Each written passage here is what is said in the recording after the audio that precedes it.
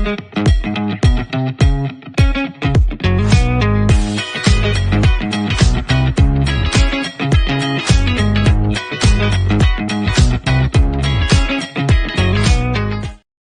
evening, welcome. It's Leicester Fan TV. Yes, it's Monday, it's 7:30 as ever. We want your views, your news, your gossip. What do you think to Leicester City? Another disappointing away trip to the Den. We want to know what you thought about that, a 1-0 defeat.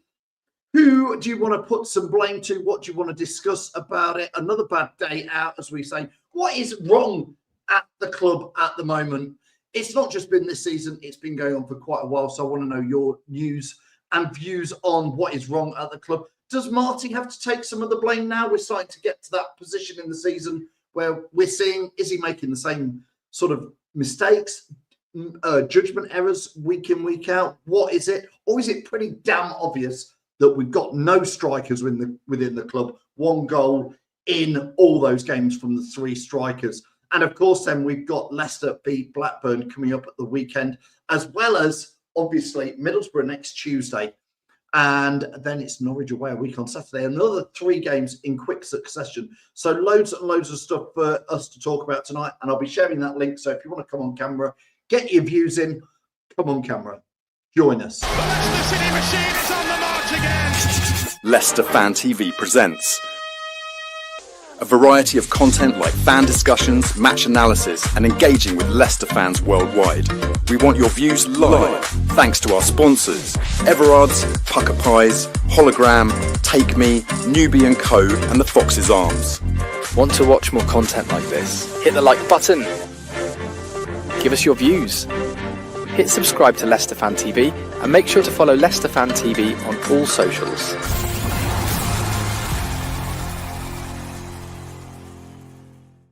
Yes, good evening, welcome. Thanks for following us, whatever platform you're on. It's at Leicester Fan TV. Now, let's get as many comments in as we can in the next 30 minutes. We want to hear what you think to what's going on at Leicester. Good evening, Andy Downing. First comment there, good evening to you. Hope you're well. Let me know your views and thoughts. Lots to talk about. Millwall was obviously a bad day out. Not impressed. The fans weren't impressed at the end. Some of the players maybe didn't come over, give a bit of a clap or anything. We've been through all this, didn't we, at Preston away? But a bad day out, and are we taking things for granted again? Or is it just the case that actually nothing's changed over the last 3 or 4 years? I know we got promoted under Enzo, but the same sort of players are in there week in, week out that were there relegated last year. Some of them are the same ones that were there when we got relegated from the Premier League the first time. What's changed? What's changed? The team doesn't look that radically different. And, you're seeing some of the players like Monga and Fatwa, you can't keep putting it all on their shoulders. So that is part of the big question. What is wrong at Leicester City? Do we think that Marty has to take a little bit of the blame now or not? For me, I'm going to keep backing Marty Cifuentes for a long time because I quite like what he says. But then you kind of look at the team and you go, it's like we slip back into bad habits and we keep picking the same players that keep making the same mistakes. I don't want to egg on to Luke Thomas, but not a great game at all on Saturday. Their winger was all over him. But, Vestergaard was slumbering around like the oil tanker that it is. But the biggest problem, as we all know, is strikers. We've had Jamie Vardy for 13 years, so we've been blessed. But we knew 3, 4, 5 years ago that Jamie Vardy would not go on forever.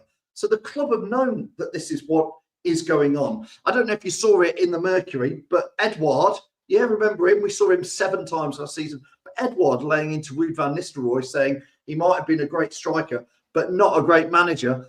We didn't give him a chance. I'm not saying he was the saviour last year, but what has gone on with strikers at Leicester City? How many can you name who've come, gone, not succeeded? Because currently we've got Patson Daka. We know he ain't good enough, and he isn't going to succeed. Going for free at the end of June. Carranza, I don't know. One overhead scissor kick looked quite spectacular. Went over the bar. The rest of it, not impressed. And Ayew, he ain't a striker. He's a midfielder who can't seem to get around there. 1 goal out of 3 strikers this season. It's flipping obvious where the problems are this season. It's in the striking department. Now, let's get your views and comments in there. Barry, says it's an utter mess from top to bottom, been happening now for a few years. All we keep hearing is a plan A, no plan Bs. I've been saying plan B. People are sick of me saying plan B. I tell you what else, Barry. I've got to be honest. I'm bored of possession-based football. Absolutely bored to death of it. I watched again today some of the extended highlights, Barry, and there was a moment where Luke Thomas, the ball comes out. This was in the second half. Stolicic chips the ball forward to Luke Thomas, who's obviously in the left fullback position, and he's got 20, 30 yards in front of him and another Leicester player. I think it was Monger in front of him. Simple pass, go forwards. Do you know what he tries to do? He does a cutback, Luke Thomas, and he's going to try back, but he's got 3 Millwall players around him, and it's just like trained to do this cutting back and passing back round the back. It's got to stop. It's bullshit, says Barry. Poor fans again and again getting hit in the pocket home and away. I feel sorry for the fans who keep travelling. Carlos says, good evening. What the hell is going on with that club? Drop Daka and Thomas, please, and all that in the defence. Carlos, I've got to be honest again. Luke Thomas had quite a good start to the season, but it feels like we're back. We've had this conversation before about Luke, haven't we? I want him to do well, but it does feel like he just can't do it. Patrick says Marty's been dealt some bad hand as previous managers.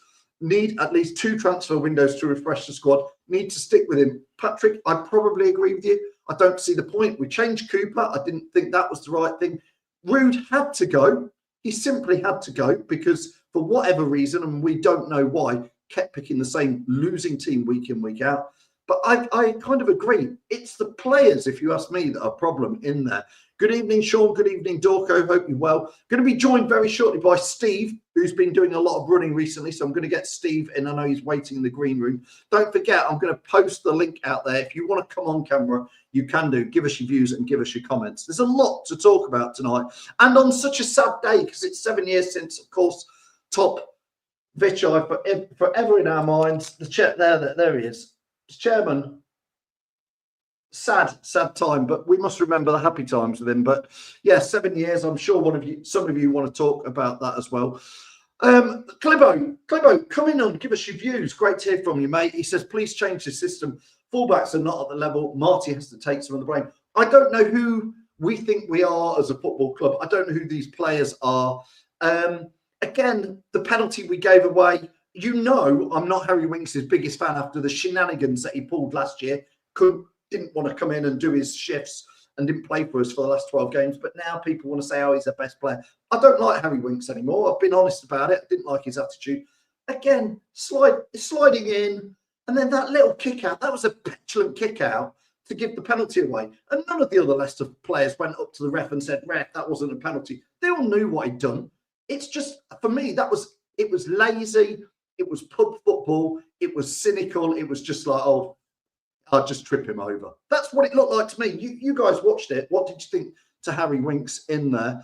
Luke Thomas shouldn't wear the Leicester shirt again, said Adam. I'm not there with you, Adam. I think he does okay, but he definitely did have a stinky one on there.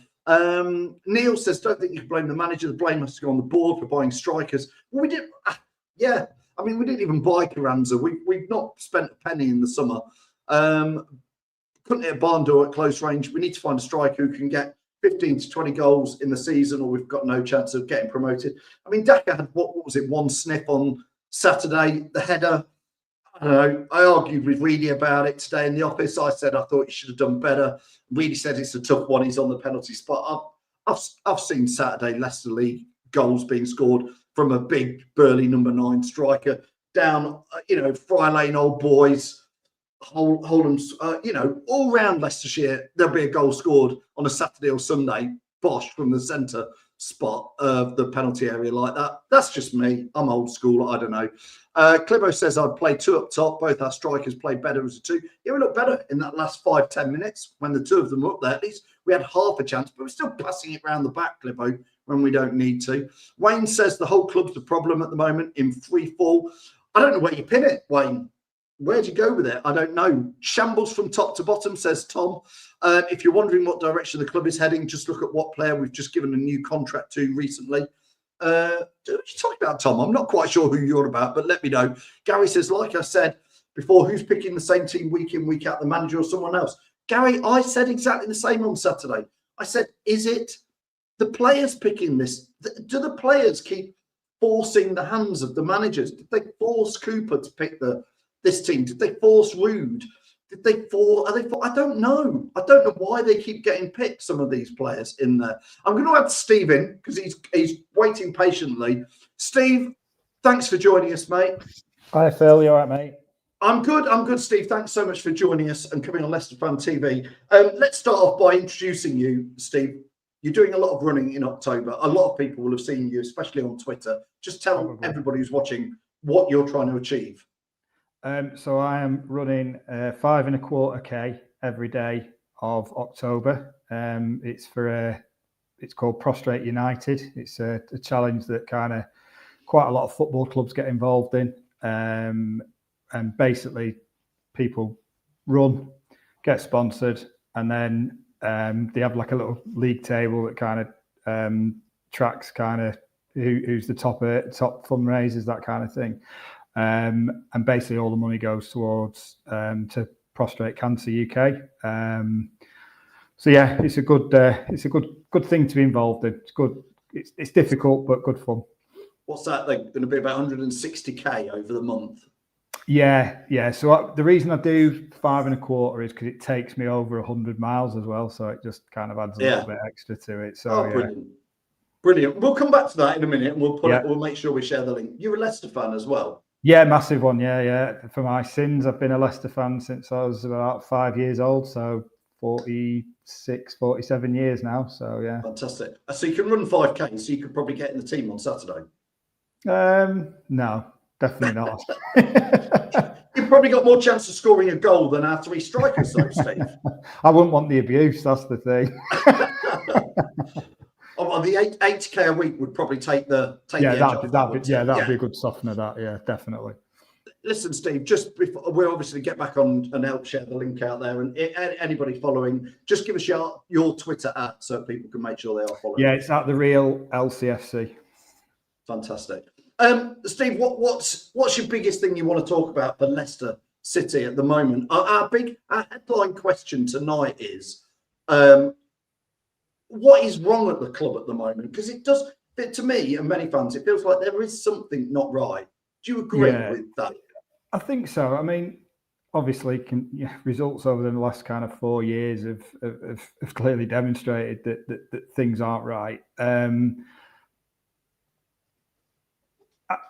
My biggest concern, I think, at the moment is we're in a position now. If we sack Marty, we are looking at a third manager in 50 games. And I think, in reality, when you look at it that way, that is only going to take us downhill further. There's things that I've seen with Marty that I think really good.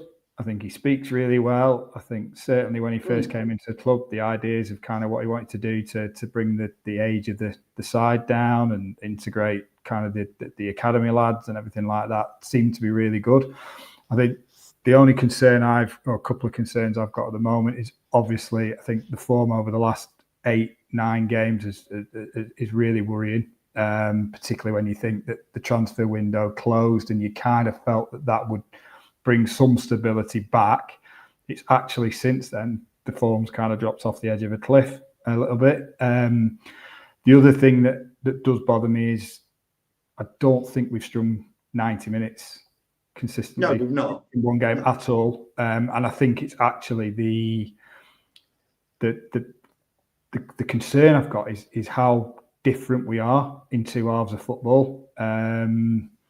So yeah, I think those two things really do concern me. I would really like to have seen more academy players involved, not necessarily starting, because I think at the moment playing too many of them in what is quite a high pressured atmosphere at the moment, and the Championship is pretty relentless. I think it would be really difficult for 5 or 6 academy players to be starting. I think we'd get bullied. We really would, and I think we'd really struggle because it's pretty unforgiving, the Championship.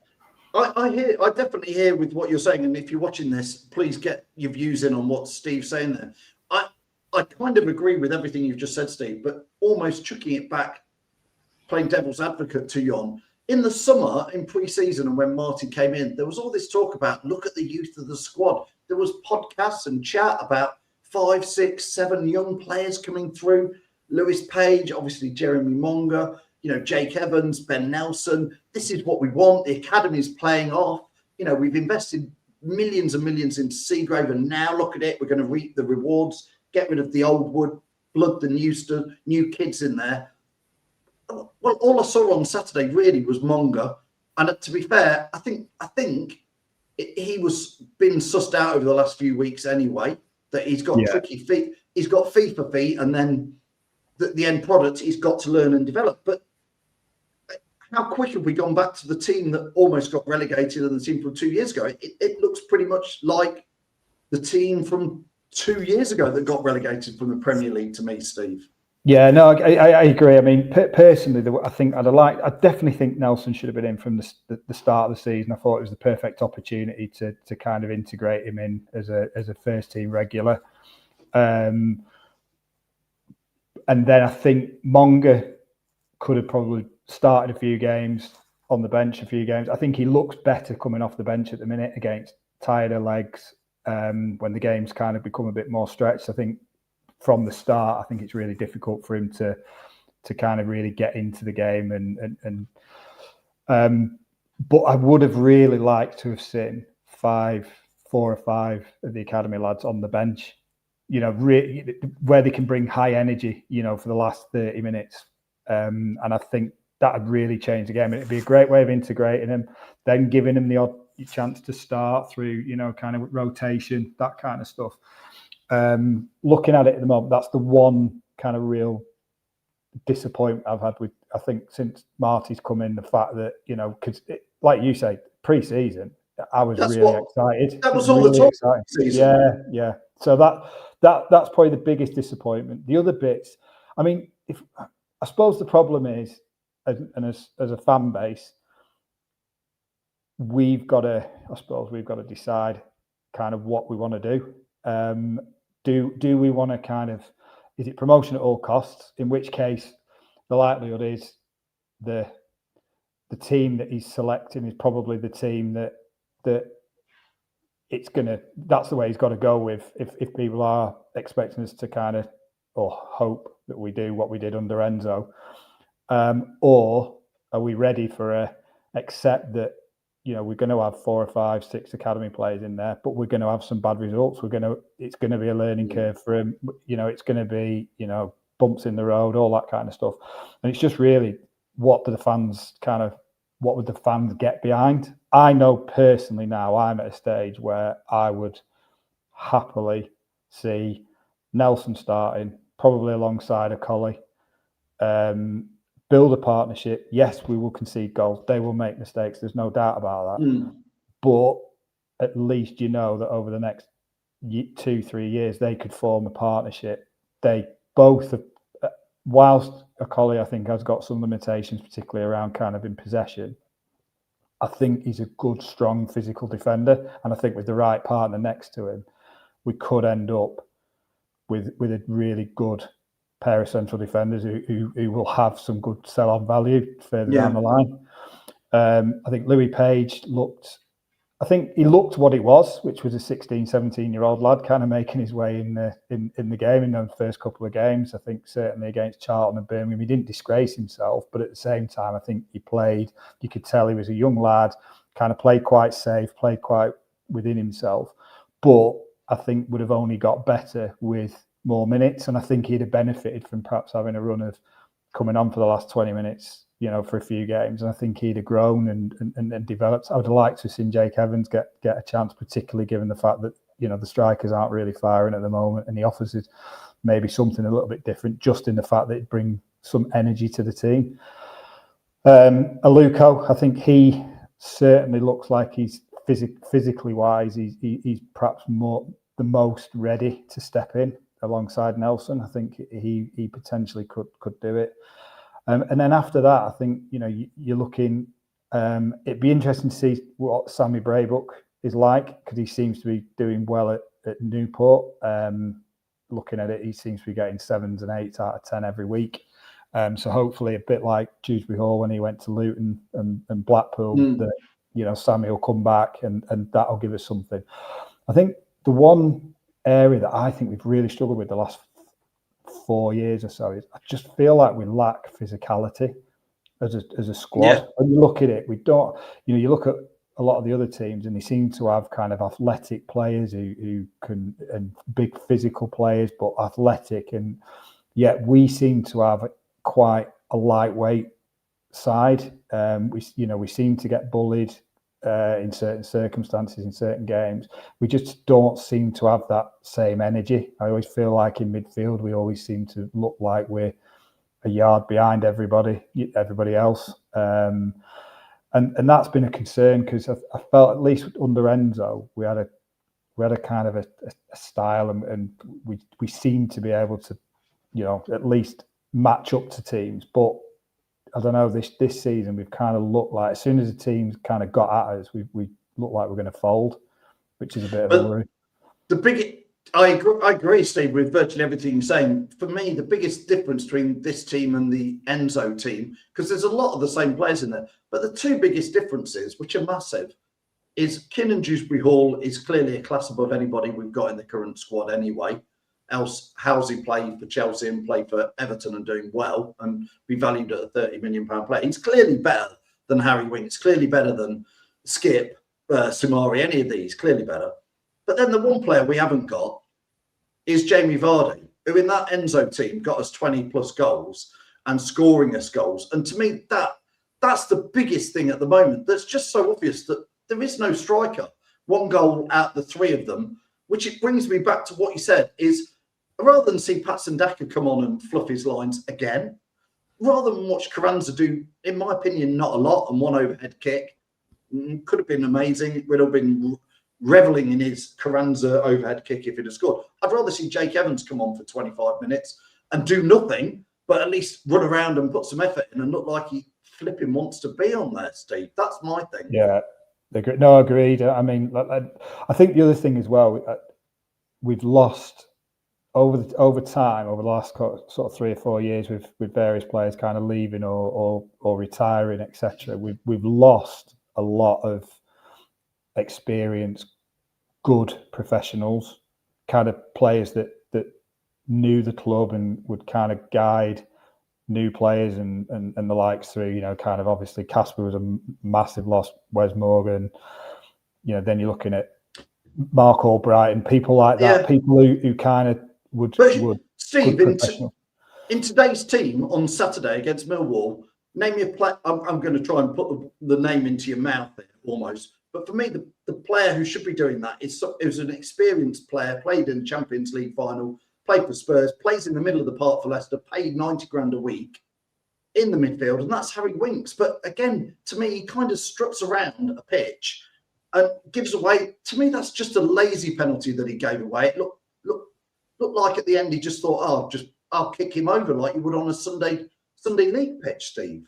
Well, I think that's the thing for me, and I think that's another reason why maybe Marty isn't perhaps putting so many of the young lads in there, because in reality, those young lads need players around them that can guide them, can help them, can support them through it, and I don't really see that at the moment in that squad. I'd argue probably in the games I've seen, I've not seen all of them. I've seen probably, I don't know, out of the 12 league games so far, I think I've seen about 10 of them. But I've actually felt Hamza's probably been the most natural leader in there. I've seen him a few times putting his arm around Monga, chatting. I think he did it with Silko Thomas as well in one of the earlier games. And I'll be honest with you, Hamza's probably not the player that you would look at and go, he's kind of the future leader of the club. But I think he's the one that probably has stepped up a little bit and demonstrated kind of what you would be looking for from maybe 4 or 5 of your senior pros. And I just don't see that we've necessarily got that at the moment. I don't think, although Vestergaard's kind of been a captain previously, I don't see him as a captain. Fass, I don't see him as that kind of leader. Winks obviously has had his issues. And I think up until the day before the transfer window closed, I think there was always a chance he was going to go. So when you look at it, I think we're massively short. I think there's a lot falls on Ricky's shoulders. And I'm not, whilst he's got the armband, I don't see him necessarily as a natural leader. So when you're looking at, I really don't see a leader in the group to that extent. And I think as that time's gone by now, I kind of look at where those young lads must be looking for their kind of inspiration and for the guidance and the support, because at the minute it just doesn't feel like that's there. Well, Jason says here, Wink's never been the same since Enzo went. He's been sulky ever since. I would have to agree with Jason. And you talk about Winks and Vestergaard. They're the two players for the young lads to look up to. They're the two players who, for 12 or 14 games at the end of last season, didn't want to come and stay over one night a week at the hotel that Ruud asked them to. They'd rather catch the train back to London every night, and instead of putting in that sort of effort. So it is tough. And the young players pick up on that.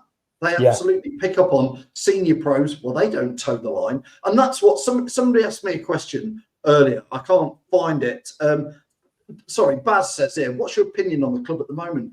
And Marty Cifuentes is, I kind of think that at the club, they want to play this style, Pep style football, which we brought Enzo in and that worked, and he does that. Cooper was a little bit left field, but I think they saw that he might try, but he didn't. And then Ruud obviously wants to play Pep ball, and so does Marty. But again, Steve, I'm just being honest, and I'm coming out and saying it more and more now. I just find this possession-based football dull as entertainment. I don't find it exciting. I'm not exactly going, I can't wait to come and watch leading us on to Blackburn on Saturday. It's got another banana skin written all over it. What's your thoughts on the Blackburn game? I think when it clicks, the football, it can be good. It can be really entertaining. It can, I really enjoyed it under Enzo. Obviously, there was those blips, but overall, I quite enjoyed it.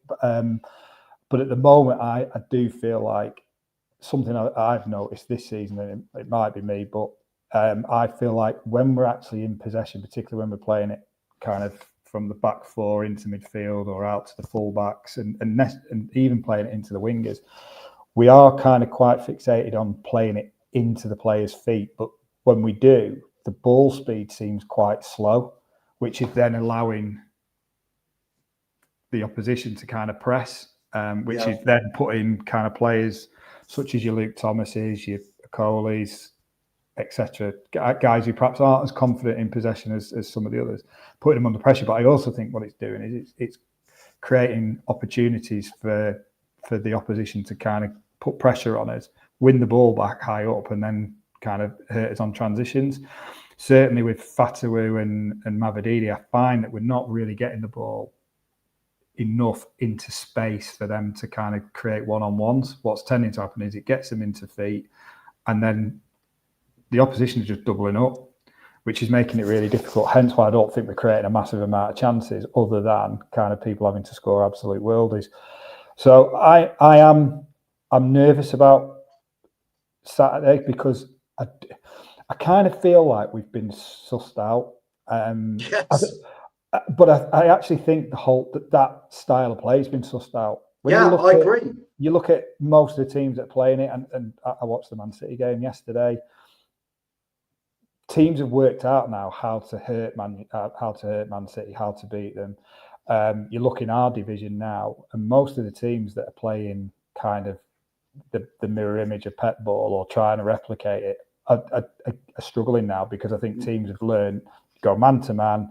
You press high, you put them under pressure, you play fast transitions, and you can beat them. And I think it's a style that's kind of been found out. And I just feel like, great, keep possession, retain possession, play that way. But I just feel like maybe we could start tweaking it a little bit, playing a little bit higher tempo, perhaps.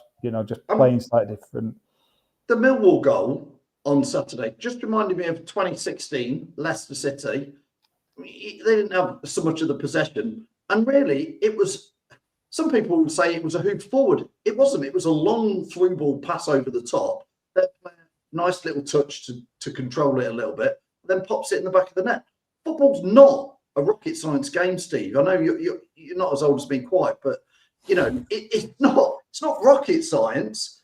You put the ball long over into the box where there's danger, and somebody might get on the end of it and score a goal. And I had somebody say to me over the weekend, that wasn't a good goal, and we gave them the chances from our mistakes. And you go, yeah, but they were on us all the time. They were aggressive. They weren't cheating. They wanted to win the game more than us.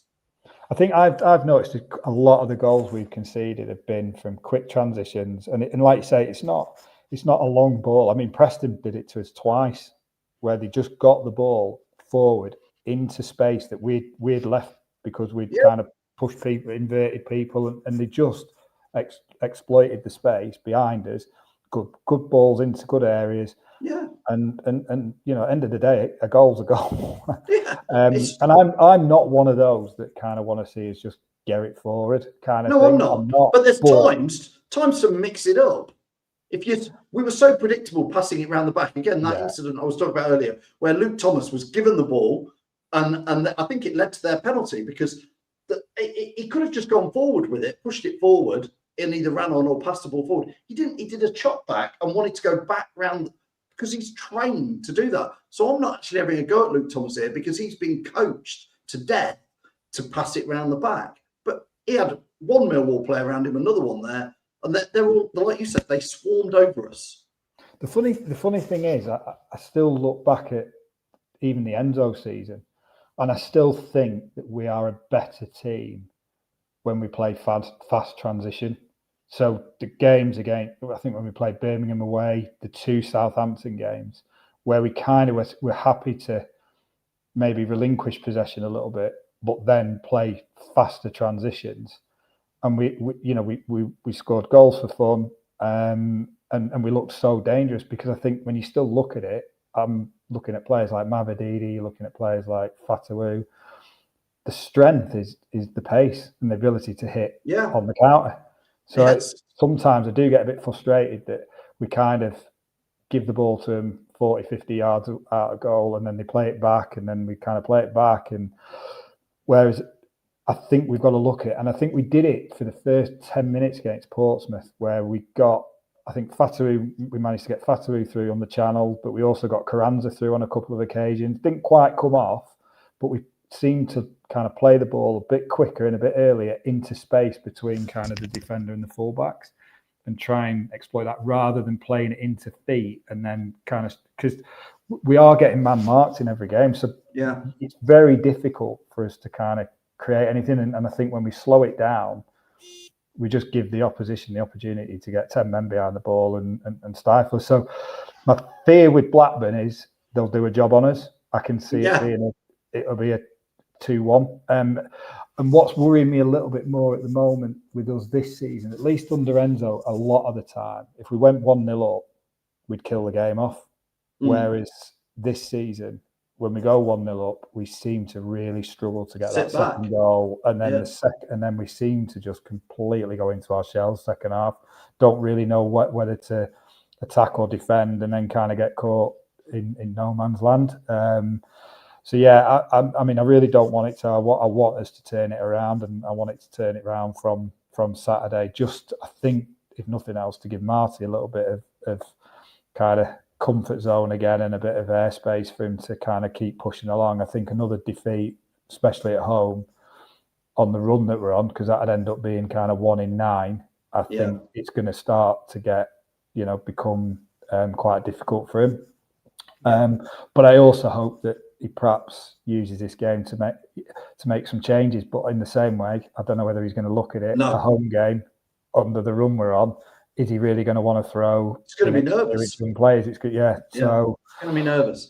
Steve, just while we wait to get score predictions in from everybody watching, let us know the Blackburn v Leicester score that you think it's going to be. Put it in the comments. Steve, just recap for those who've joined maybe late or midstream about what you're trying to achieve, and I've put on screen there that you can follow at the Real LCFC. Steve, just remind people what you're doing. Yeah, so I'm taking part in Prostate United, which is a challenge that runs through the entire month of October, where people can run, cycle, or walk at least 5k a day.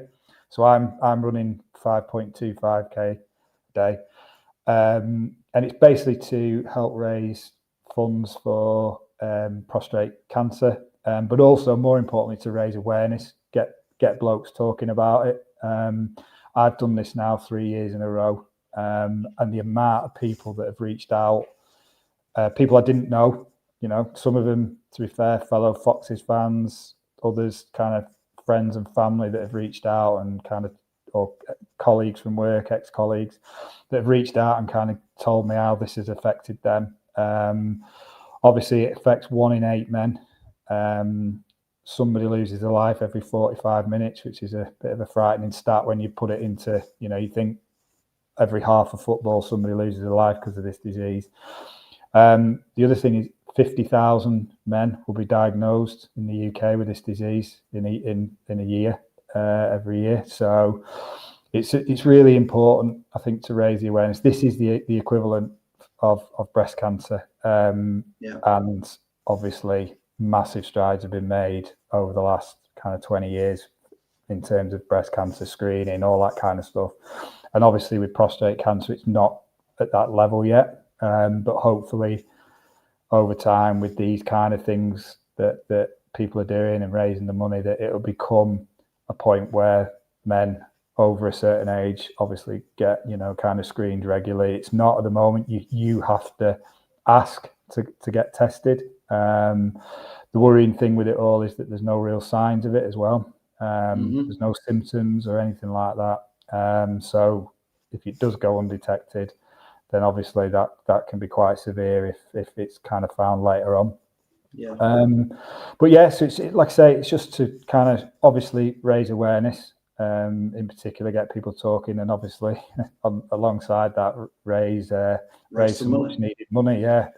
Well, if it's a great cause. I know personally this year I had to go for a prostate exam. I had to go and get tested. I had to go and have various things done.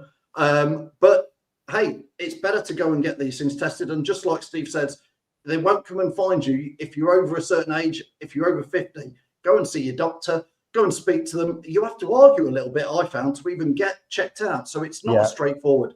And I think hopefully with the work that people like Steve does and all the different charities, hopefully it'll make it easier for us old geezers to live a little longer and maybe see Leicester win the Premier League again. You never know. But if you can, go and at the very least give Steve at The Real LCFC on Twitter a like, a retweet, a share. If you can spare a couple of pennies, I know times are tough, but please do help him raise some money. Let's get the last few comments in before Steve goes. Frax, you should have come and said hello. Would have been nice to chat about the games with you while we were away last week. But let's get some score predictions in there. Ryan is saying 3-1 to Blackburn. Glenn is saying 2-1 to Blackburn. Steve, you said 2-1 to Blackburn, didn't you? Sean is saying 1-1, but only if we turn up. Toby's saying 2-0 to Blackburn. This is unusual to see this many Leicester fans. 3-0, 2 penalties conceded by Thomas, and own goal from him also. Good grief. Amy Guile, you're really giving it in for it in there.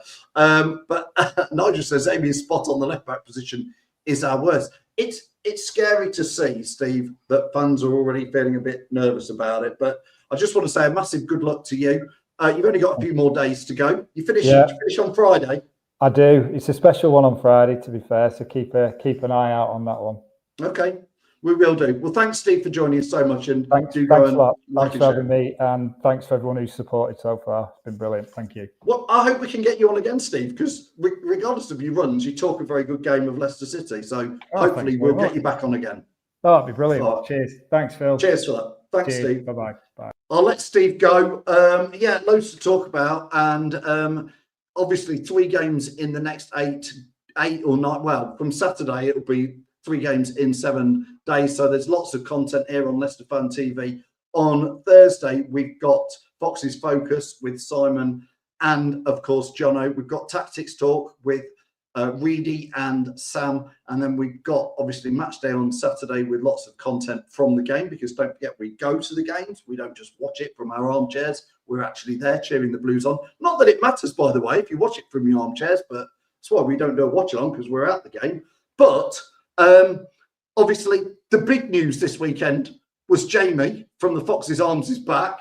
And so every Sunday morning, along with Reedy, who's stood in so well for him. Thanks, Reedy, for standing in for Jamie from the Fox's Arms, but he's back 9:30 for the famous Aftermath show. So hopefully it's a win and you can come and chat all happy times with Jamie. But if not, come and have a moan on Sunday morning. Thanks again for Steve for joining me. That was great to get all his views and comments in there.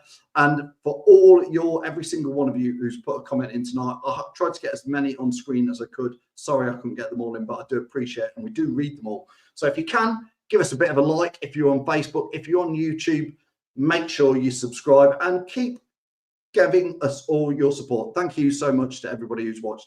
I'll see you next Monday, or I'll see you at the game on Saturday. Cheers all. The Leicester City machine is on the march again. Leicester Fan TV presents a variety of content like fan discussions, match analysis, and engaging with Leicester fans worldwide.